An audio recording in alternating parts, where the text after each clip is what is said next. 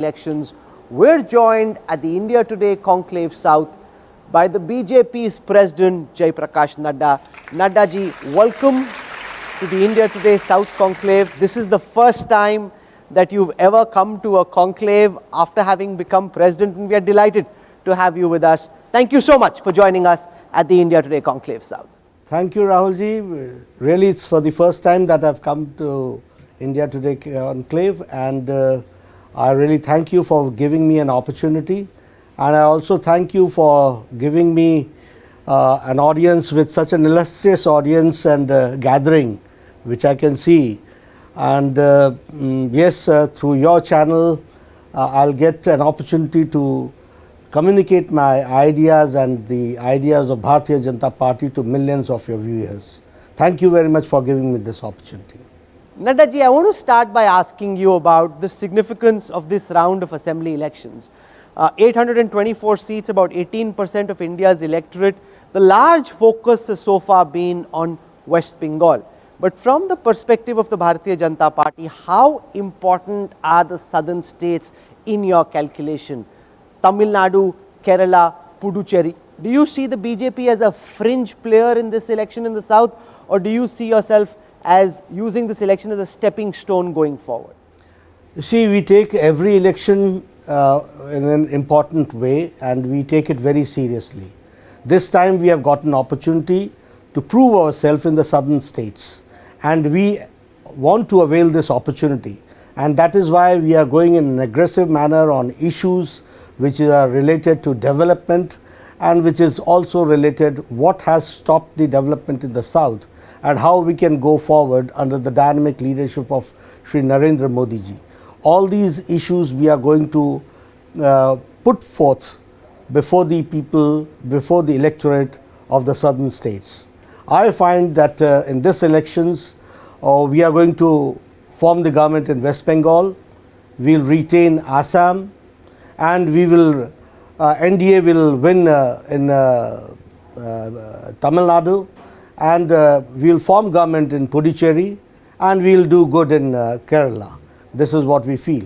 And we want to make this election where issues are important, and how electorate accepts these issues will be the important aspect on which we will be strategizing. And we take this election very in an important way, seriously, and we development is our agenda, which we are going to put forth before the southern states. Tamil Nadu, as I said, again, NDA will form the government, and Puducherry we are going to form the government this time. So we're currently in Tamil Nadu, and I want to spend some time talking to you about your party's prospects over here. You're in alliance with the AIADMK. This time they're without the towering personality of J. Lalita. There's also a lot of anti-incumbency. We saw in the Lok Sabha elections of 2019, the DMK alliance got 39 seats, just one seat they couldn't get. All the other Lok Sabha seats were won by the DMK. How difficult does it put the BJP, how difficult does it make it for the BJP to try and win when you're on the side of a party which has so much anti-incumbency to deal with? Rahul, a lot of water has passed through and has flown, and since 2019 there's a sea change in the politics of Tamil Nadu and the image of NDA, and how NDA is coming up, that I would like to share with you. If I talk about the schemes, I find that the schemes initiated by Prime Minister Modi has been successfully implemented by the Tamil Nadu government, the AIADMK government in Tamil Nadu. And I can see that at the grassroots level, that development has taken place. If I talk about the management of pandemic, whatever facilities were provided by the government of India, that has been implemented and that has reached the last man in Tamil Nadu. If I talk about the vaccination, people talk about Modi UC, that inoculation vaccination program has been successfully being implemented in Tamil Nadu. If I talk about the schemes and the budget, in Modi 2, first year approximately 1.5 lakh crores were allotted to Tamil Nadu, and that has been spent again in Modi 2.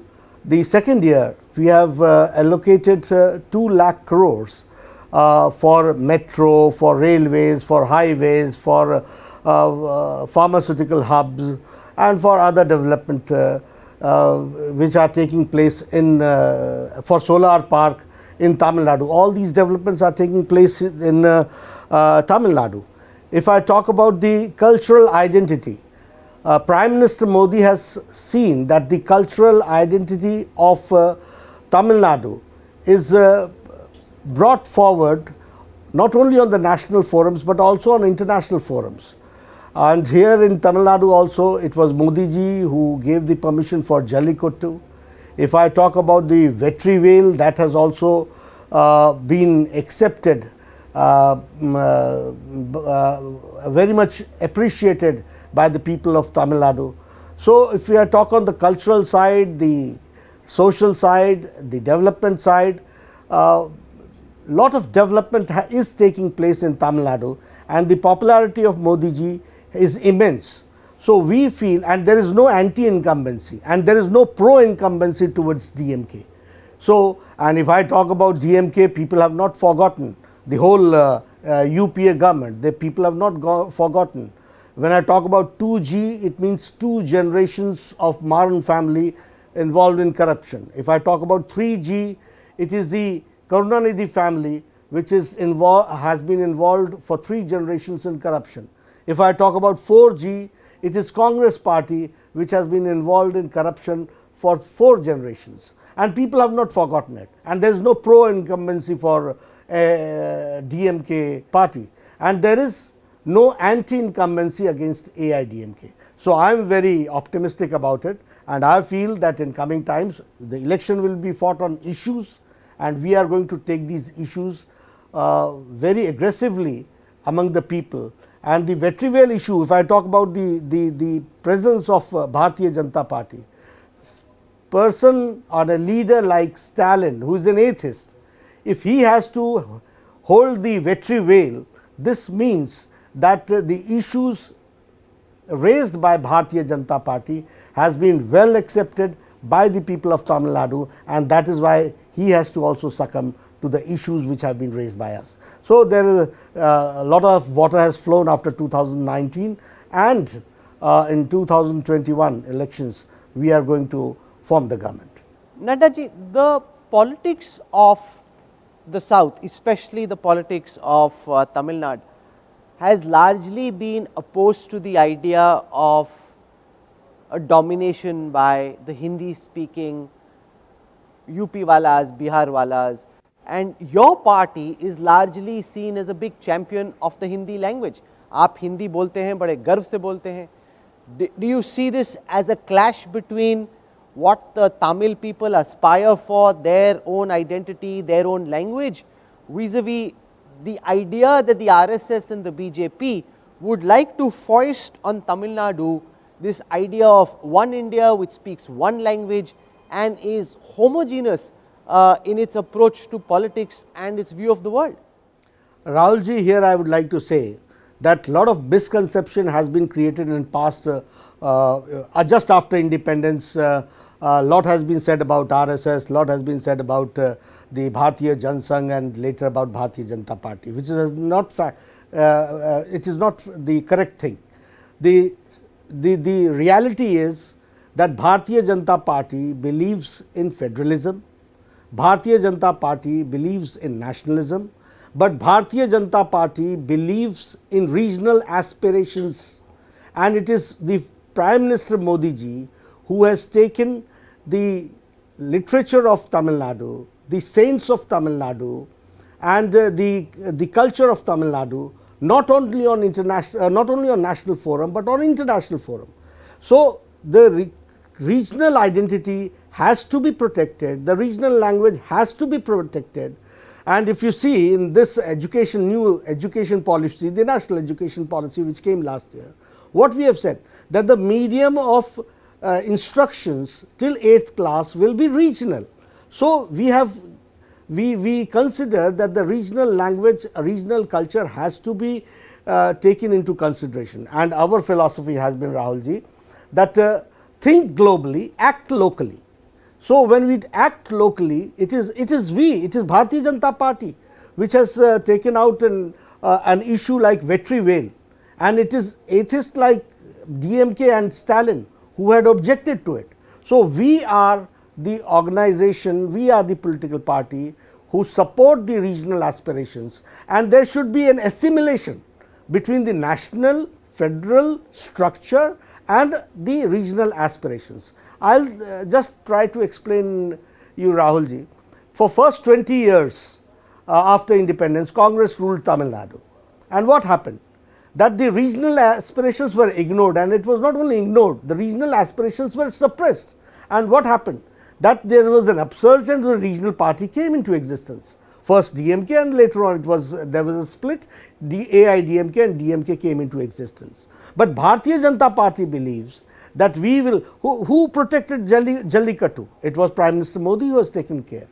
About Vetri Vale I have told you. So, we certainly are the political party where we want to protect the culture, the language, the sentiments of the local regional people, their aspirations, and try to assimilate on the national front.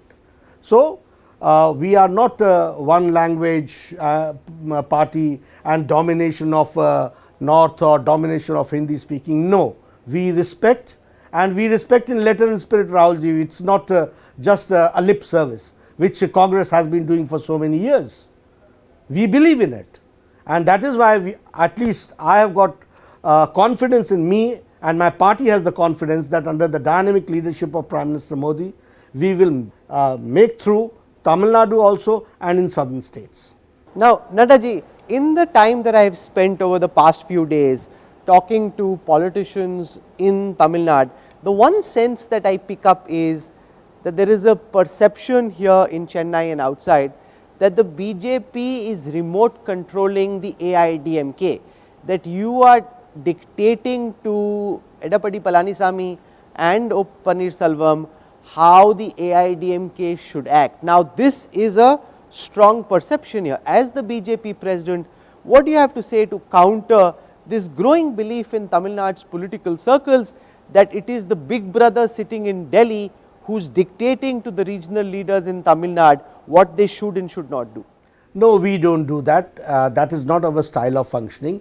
Lot of misconception is always there by the opposition about us, but the fact is that we believe in democratic process. We respect the regional parties, we respect their decisions, and we are not there who act as a big brother and try to dictate through remote control. No, we do not do it, and it is for them, it is their decision on all issues.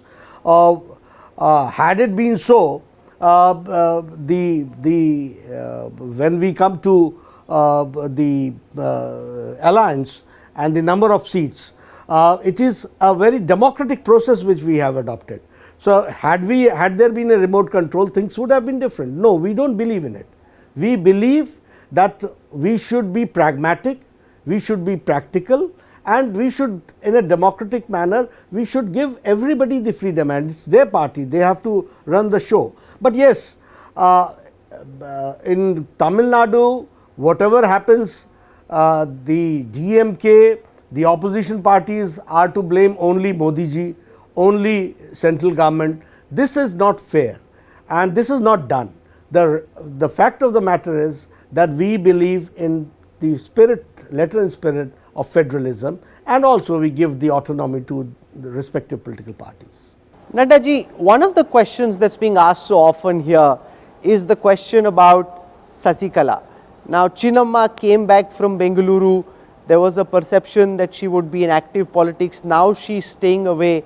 Then the BJP was trying to do a patch up between the EPS faction of the AIDMK, ensure that the AMMK and Sasikala also on the same ticket. That did not happen. Are you disappointed with that? How do you view the Sasikala factor in this election? Have you been playing a role behind the scenes? No, Rahul ji, it has been their internal matter, and it was their decision. People tried to approach us, I am very clear about it, but we said it is your internal matter, you have to take the call, you have to decide about it, and frankly speaking, it is their own decision, it is their political party's decision, and it is Shashikala's decision. One thing only I can say, that Shashikala ji has said that she wants the golden rule of Amma, and that is what AIDMK is also wanting to do, and we are there to support that.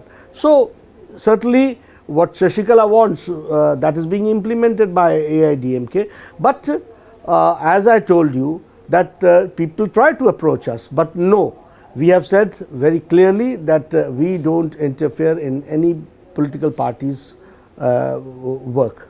It is their lookout to see how they can work and how they can, they have to take the decision. And this is not, again I will say, this is the factual situation. So we've spoken about Tamil Nadu. I want to shift to Kerala, because when the whole Sabrimala protests and agitation happened, there was a moment when political observers felt that maybe the BJP will be able to do in Kerala what it was able to do in a state like West Bengal, come from the back and build a huge momentum. That didn't happen.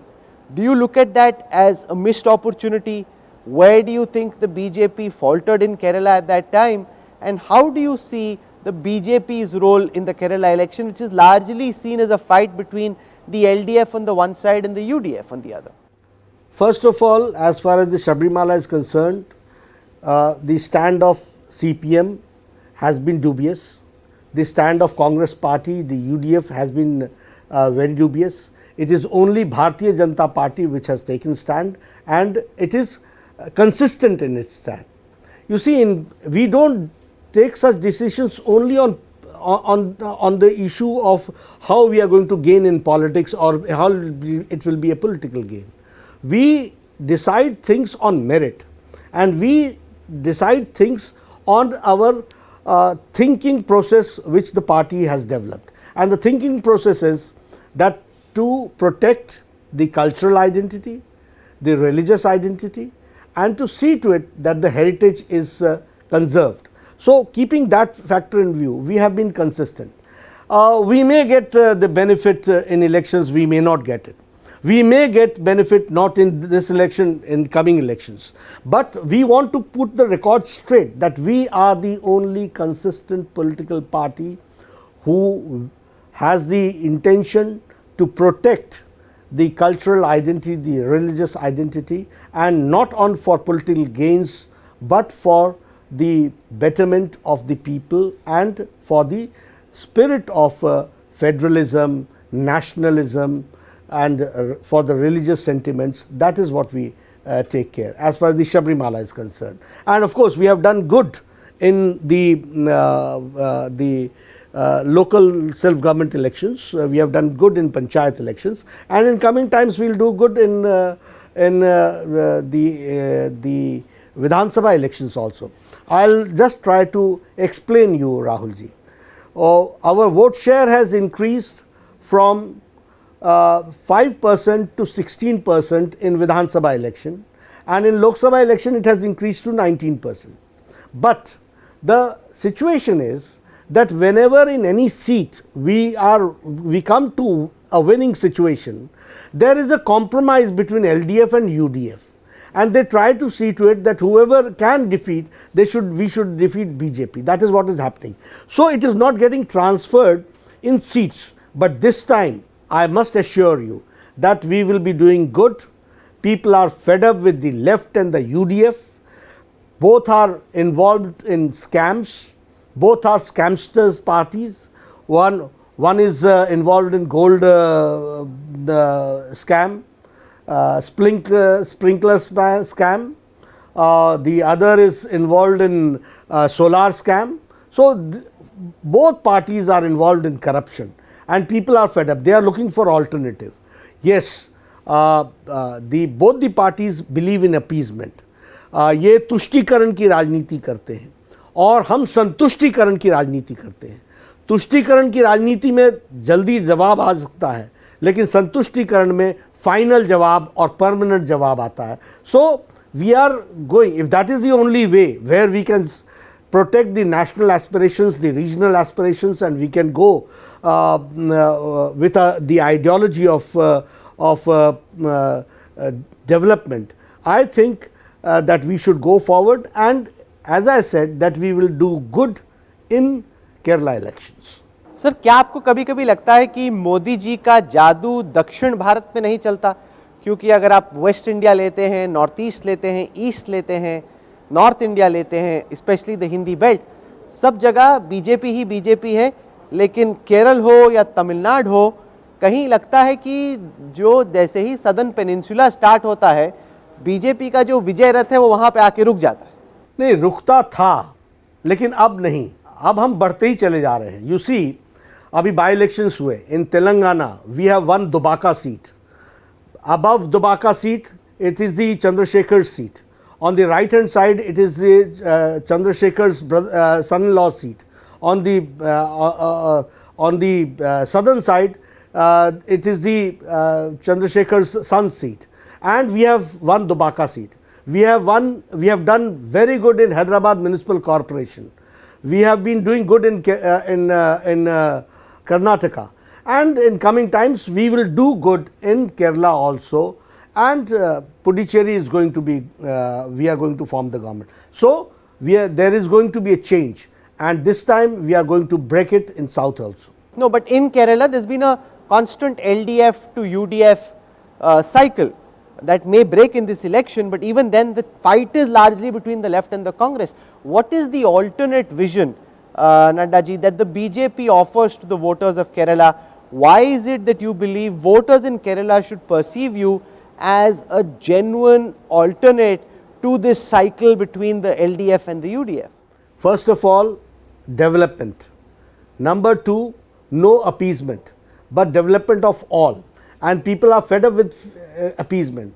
There is a communal feeling which has come up, that this party is supporting this community, this party is supporting this community and this religious sect, and it is only the Modi mantra, Sabka Saath, Sabka Vikas, Sabka Vishwas, and ultimately people are looking for alternative. We have to go forward in an aggressive manner and try to explain the people in the right perspective, and we are going to get results. That is what I feel.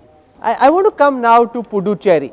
Now, one of the criticisms of the BJP has been that जहां आपकी सीधे रास्ते से सरकार नहीं बनती, आप backdoor से बना लेते हो. Now, you were nowhere in the picture, yet your party is alleged to have worked behind the scenes to break the Congress, like you did in Karnataka, before that in Madhya Pradesh. So, if you don't win fairly, which you do often, you are also not averse to trying to win by crook and finding some backdoor way of being able to weaken your opponents. How do you respond to this? Rahul ji, when we are defeated, we accept the defeat.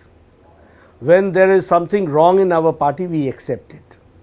But it is this Congress who has never accepted the reality of the situation. A bad craftsman always blames his tools, and that is what Congress party has been doing, and Narayan Swamy is also doing it. It is the Congress people who have defected. It is for him to take care of them. Whose responsibility was it?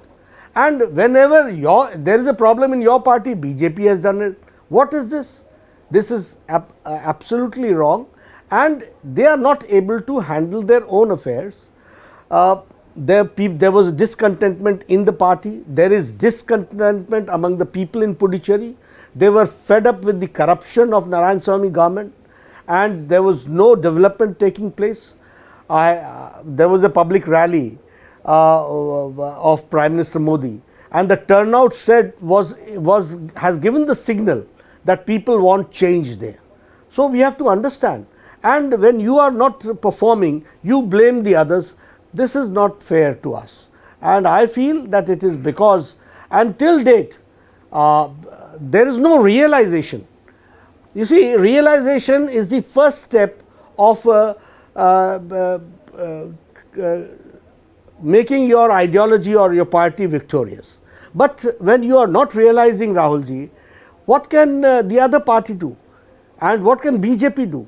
For everything you blame BJP. This is not fair, and it is their own responsibility, their own handling of affairs, which has led to the their friends have deserted them because of that.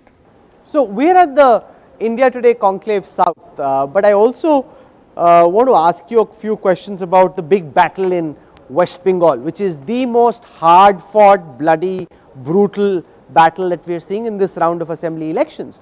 Now, recently West Bengal Chief Minister Mamata Banerjee's cavalcade had an accident. She's hurt her leg. There were very dramatic pictures of her wrapped around with a protective covering on her leg. She's now supposed to be campaigning in a wheelchair, and the sense is कि इससे ममता बनर्जी को काफ़ी sympathy मिल जाएगी और हो सकता है कि बीजेपी के लिए अब बंगाल पहले से थोड़ा मुश्किल हो गया, बिकॉज शी सेइंग मैं बंगाल की बेटी हूँ और मुझ पे ये देखो अटैक हो गया.